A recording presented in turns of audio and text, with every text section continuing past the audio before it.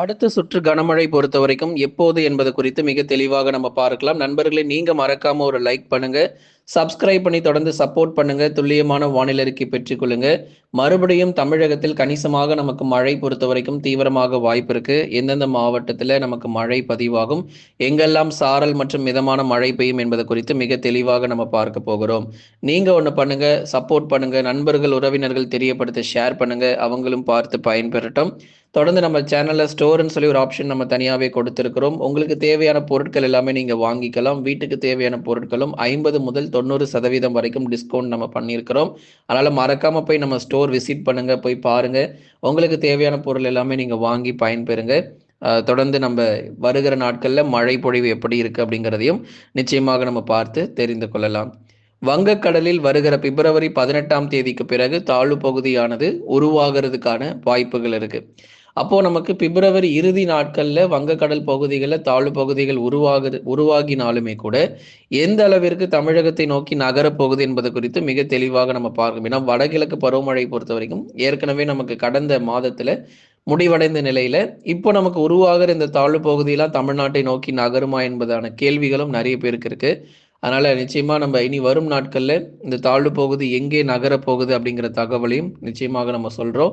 ஏன்னா உறுதியாக ஒரு தாழ்வு பகுதி பொறுத்த வரைக்கும் 18ஆம் தேதிக்கு பிறகு உருவாகும் என்று கணிக்கப்பட்டிருக்கு. தொடர்ந்து இந்த தாழ்வு மண்டலம் பொறுத்த வரைக்கும் தாழ்வு பகுதி அல்லது தாழ்வு மண்டலம் பொறுத்த வரைக்கும் வலுப்பெற்று அதனுடைய நகரக்கூடிய திசை மட்டும் இன்னும் உறுதியாகல. கண்டிப்பா அடுத்து வரக்கூடிய நாட்கள்ல உங்களுக்கு நம்ம உறுதிப்படுத்துறோம்.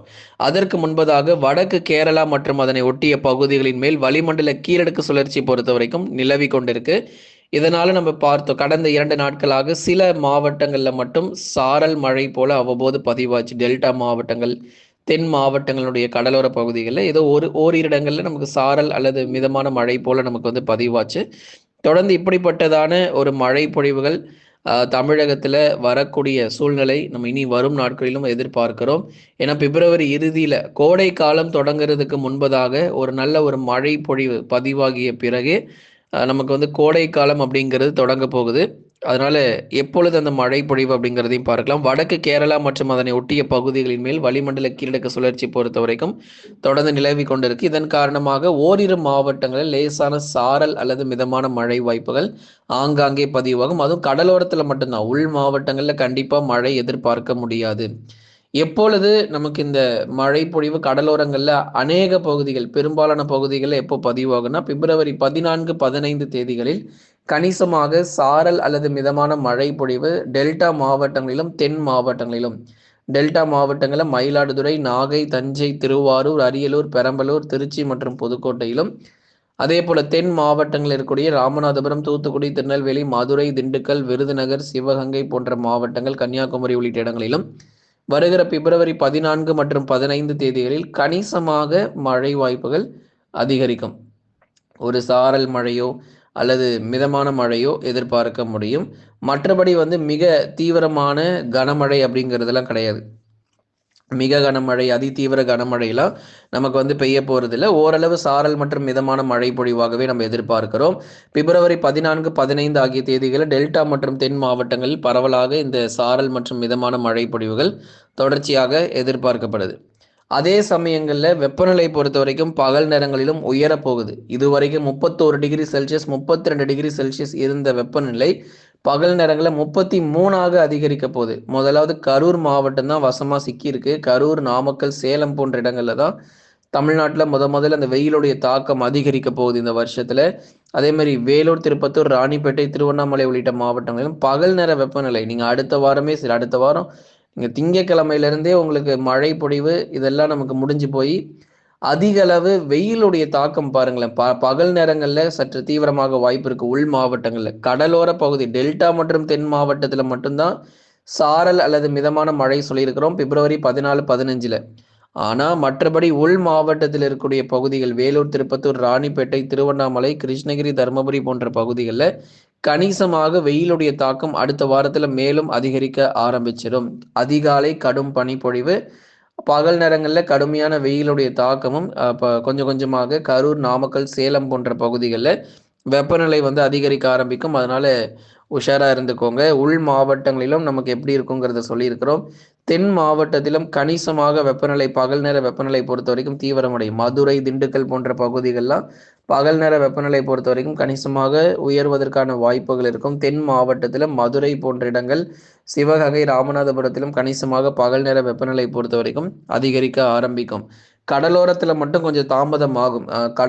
கடலோரம் மற்றும் கடல் ஒட்டிய பகுதிகள், டெல்டா மாவட்டங்களில் மட்டும் மார்ச் மாதத்திலேருந்து உங்களுக்கு வெயிலுடைய தாக்கம் அதிகரிக்கும். ஆனால் உள் மாவட்டங்களில் மட்டும் இந்த பிப்ரவரி மாதம் முடியறதுக்குள்ளேயே உங்களுக்கு, அதாவது அடுத்த வாரத்திலிருந்தே உங்களுக்கு பகல் நேர வெப்பநிலை பொறுத்த வரைக்கும் அதிகரிக்க ஆரம்பிச்சிடும்.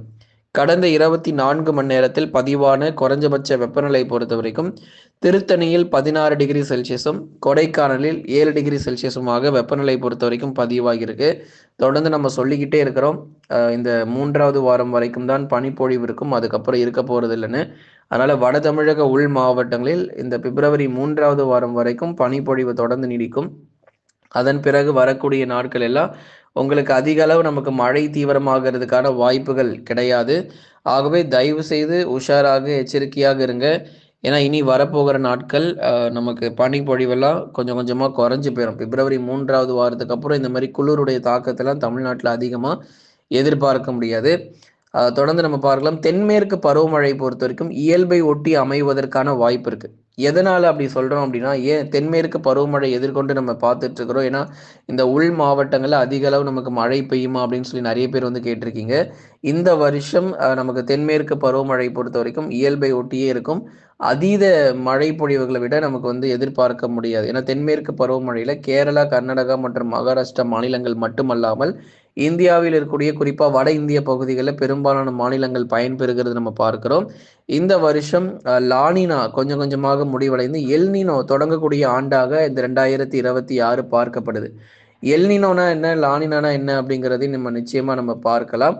கடலுடைய வெப்பநிலை பொறுத்து இதனுடைய நிலைமை எல்லாமே நமக்கு மாறும். எல்னினோ, லானினா பொறுத்த வரைக்கும் பசிபிக் பெருங்கடல் பகுதிகளில் ஏற்படக்கூடிய மாற்றங்களை தான் நம்ம இதை சொல்லுவோம். வரும் நாட்களில் என்னென்ன மாற்றங்கள் பசிபிக் பெருங்கடல் பகுதிகளில் ஏற்பட போகுது, இதனால நம்ம இந்தியாவிற்கு தென்மேற்கு பருவமழையில் ஏதாவது பாதிப்புகள் இருக்குமா என்பது குறித்தும் மிக தெளிவான தகவல்கள் இனி அடுத்தடுத்து வரும் நாட்களில் நிச்சயமா நம்ம சொல்ல போகிறோம். ஒவ்வொரு நாளும் நீங்கள் வானிலை அறிக்கையை கேட்டு நீங்கள் பயன்பெறுங்க. ஏன்னா இந்த 2026 பொறுத்த வரைக்கும் எல்னினோ நமக்கு தொடங்கக்கூடிய ஆண்டாக, லானினா முடிவடைந்து எல்னினோ தொடங்கக்கூடிய ஆண்டாகவே நம்ம பார்க்கிறோம். இதனால நமக்கு தென்மேற்கு பருவமழை எந்த அளவுக்கு இருக்கும் அப்படிங்கிறதையும் நம்ம பார்க்கலாம். ஆனால் இந்தியாவை பொறுத்த வரைக்கும் சமநிலையாக இருக்கும். லானினாவும் எல்னினாவும் சமநிலையாக இருக்கும். இதனால பருவமழையில பெரிதளவு பாதிப்பு இருக்காது. ஆனா கணிசமா சில மாநிலங்கள் இந்த தென்மேற்கு பருவமழை சற்று பற்றாக்குறை ஏற்படுத்திட்டு போகும். ஒரு சில மாநிலங்கள்ல நல்ல ஒரு மழை பொழிவை கொடுத்து போக வாய்ப்பு இருக்கு. அதனால தொடர்ந்து இனி வருகிற நாட்கள் மழை வாய்ப்புகள் எப்படின்னு நீங்க தெரிஞ்சுக்கணும்னா நம்ம சேனல் தொடர்ந்து சப்ஸ்கிரைப் பண்ணி சப்போர்ட் பண்ணுங்க. துல்லியமான வானிலை அறிக்கையும் பெற்றுக்கொள்ளுங்க.